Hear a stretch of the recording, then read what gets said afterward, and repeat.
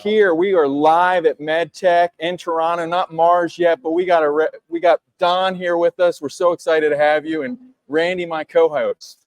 Oh, so Don, tell us about yourself. Where do you work? What do you do? Tell our audience your story. Perfect, Randy. Well, thanks for putting this together. Good to be here. My name is Don Bobo. I work for Edwards Lifesciences, and I'm a corporate vice president responsible for strategy, corporate development, and a number of our new initiatives. Edwards is a very cool company, 65 plus years old, very focused in cardiovascular innovation. And that's what's kept the company exciting for me. And I'm an engineer by training. I've been in the business since college, although that wasn't my original plan, but life often delivers that. And it's just been super rewarding to be at Edwards and to see so many innovations come through for patients. That's great. So next year's your 30th anniversary at Edwards. Who's counting? Yeah, I'm amazed. I feel ashamed with all the jobs I've had compared to that. That's terrific. So 2 questions. Well, actually, first one, this one is on the agenda, but you're an AdvaMed board member. You've been in the industry 30 years. How has AdvaMed and this conference changed in that time? Wow, they've come a long way. I'm thinking this year we probably have 4,000 plus people at this conference. I'm going to guess the first one in DC had 400. So it's really hit stride, and it becomes a conference that's valuable for multiple stakeholders, companies, people just entering the industries, stakeholders, FDA, CMS, and that combination really makes this a super interesting and exciting conference. Excellent. So your audience, a lot of healthcare people, but they all have family members with cardiac issues. I certainly do. What's something that's come out of Edwards in the last 12 months that you could tell somebody as a patient or a family member impacts them? What's really interesting that's come out this year? Well, probably one of our most exciting innovations is a transcatheter way to replace a tricuspid valve. It's often called the forgotten valve because there's never been a way to treat this disease. Now we're able to routinely go in and repair or replace a tricuspid valve. And this is something we've recently launched in the last year, and we think it's going to be very meaningful for many, many patients that right now there's no way to treat the disease and they end up just parked on medication. So super exciting. So you got surgeons, cardiac surgeons and cardiologists saying, I've never had a way to do this, and now suddenly there's something available to us. Now there's a way to do this for the majority of patients. Wow. So they calling their backlog of patients saying, hey, come back in? That's a great question. Part of what happens in healthcare when there's not an answer is they send you home on meds and they forget about doing anything because there's nothing to do. So it's actually harder than that because a lot of these patients are parked and you need to go rediscover them, bring them in and get them moving on a brand new pathway for therapy. So that's part of where our teams spend their time as well. I'd almost want to spend the whole interview on that, but we're gonna cover some other stuff. We'll get that another time. Also, just one last question. I mean, worked at one place your whole career. What makes it special? What differentiates it? What keeps somebody there for 30 years? 30 years is not quite my whole career. I was with a couple of other companies, but Edwards has been unique for a couple of reasons. One, it just had a constant bias to innovate. Think about what else could we be doing to really bend the curve for these patients suffering from cardiovascular disease.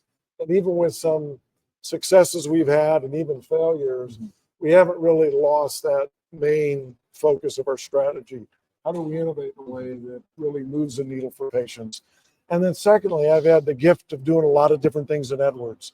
So from a development standpoint and having a chance to develop and exercise new muscles beyond engineering, I've had that opportunity as well. So those are the 2 reasons why I'm still at Edwards. So same company, but different jobs every couple of years almost. Totally new challenge. I'd say same name, but it's also a different company. We've seen the company go from $1 billion in sales to 5 plus.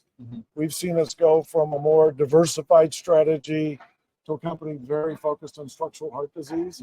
So same name, the company's evolved, and I've had the gift of evolving with the company. Cool. So Yeah, so you're here. We're glad you are joining us, sharing with us. What do you see like some of the exciting things at this conference that you want to be sitting at, listening to as you're here?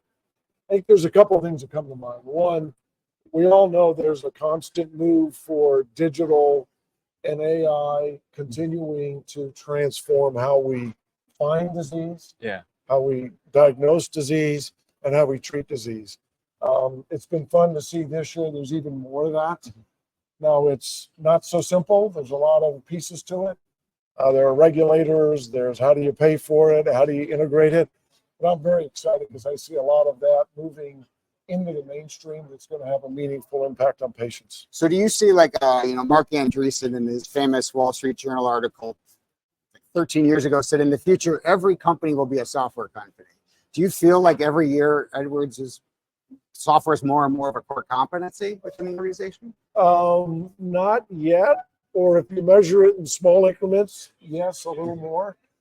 We actually just sold our critical care business. They were much more of the software business. So now we're more focused on structural heart. But we have a couple of very important initiatives that are largely software-driven, data-driven.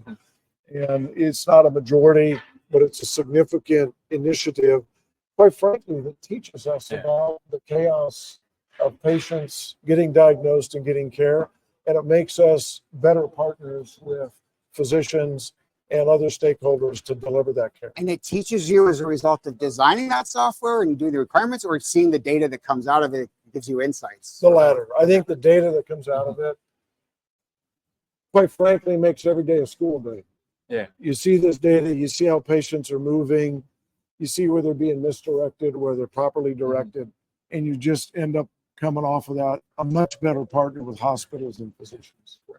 Awesome. So one more thing. So I've actually been hoping to get a hold of an executive in Edwards for an interview for a couple of years on this one, because this is something that you are all very well known for doing an amazing job of among a fairly small group of people. But I'm hoping we can get a little insight in it, which is that when you're developing a medical device, be it a startup or an established firm, you essentially have 4 gauntlets of stakeholders, all of whom want a lot of data.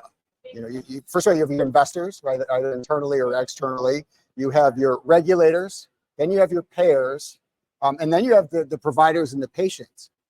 And there seems to be an interesting Venn diagram where there's overlaps between a lot of what they want, but they're not the same thing. And it almost becomes this challenge as we look at it, as like, how many pins can you knock down with the bowling ball at once? So you're not doing an individual study for each person at each time.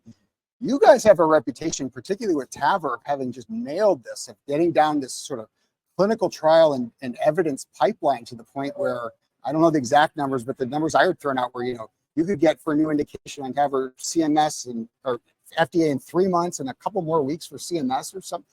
I'm sure the numbers aren't right, but tell us about that, because that's an amazing thing. So you're on an interesting point. This multi-stakeholder reality is something that recently companies have kind of started to focus on.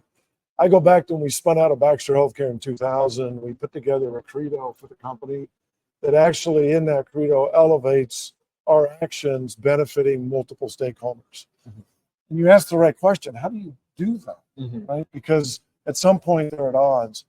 And one of the things we've learned and has now become ensconced in our DNA is that if you put yourself in the patient's shoes, it's actually the best way to thread the needle through investors, regulators, payers, physicians, and hospitals. And so at Edwards, one of the things we have done better and better each year, but is to have a very clear, intentional, articulate, patient-focused innovation strategy.